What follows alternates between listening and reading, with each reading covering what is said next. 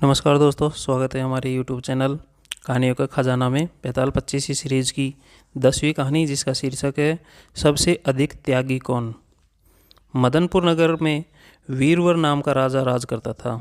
उसके राज्य में एक वैश्य था जिसका नाम हिरण्यदत्त था। उसके मदन सेना नाम की एक कन्या थी। एक दिन मदन सेना अपनी सखियों के साथ बाग में गई। वहाँ संयोग से सोमदत्त नामक सेठ का लड़का धर्मदत्त अपने मित्र के साथ आया हुआ था। वह मदन सेना को देखते ही उससे प्रेम करने लगा।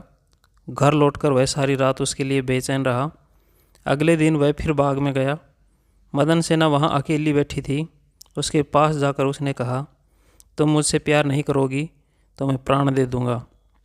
मदन सेना ने जवाब दिया, आज से 5वें दिन मेरी शादी होने वाली है, मैं तुम्हारी नहीं हो सकती। वह बोला, मैं तुम्हारे बगैर जीवित नहीं रह सकता। मदन सेना डर गई। बोली, अच्छी बात है, मेरा ब्याह हो जाने दो। मैं अपने पति के पास जाने से पहले तुमसे ज़रूर मिलूंगी। वचन दे के मदन सेना डर गई। उसका विवाह हो गया और जब वह अपने पति के पास गई तो उदास होकर बोली, आप मुझ पर विश्वास करें और मुझे अभय दान दें तो एक बात कहूँ। उसके पति ने विश्वास दिलाया तो उसने सारी बात कह सुनाई। सुनकर पति ने सोचा कि यह बिना जाए मानेगी तो नहीं, रोकना बेकार है। उसने जाने की आज्ञा दे दी। मदन सेना अच्छे अच्छे कपड़े और गहने पहनकर चली। रास्ते में उसे एक चोर मिला।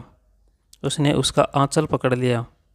मदन सेना ने कहा, तुम मुझे छोड़ दो, मेरे गहने लेना चाहते हो तो ले लो।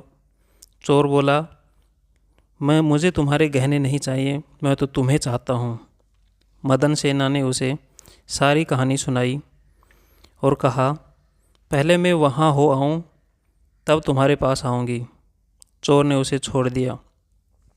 मदन सेना धर्मदत्त के पास पहुँची। उसे देखकर वह बड़ा खुश हुआ और उसने पूछा, तुम अपने पति से बचकर कैसे आई हो।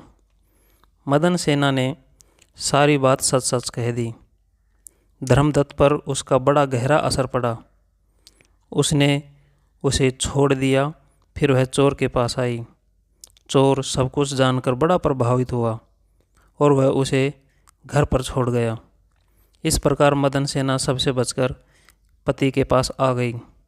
पति ने सारा हाल कह सुना तो बहुत प्रसन्न हुआ और उसके साथ आनंद से रहने लगा।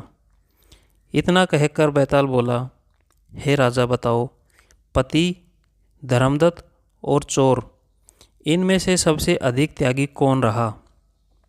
राजा ने कहा, चोर। मदन सेना का पति तो उसे दूसरे आदमी पर रुझान होने से त्याग देता है।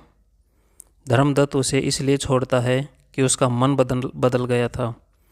फिर उसे यह डर भी रहा होगा कि कहीं उसका पति उसे राजा से कहकर दंड न दिलवा दे।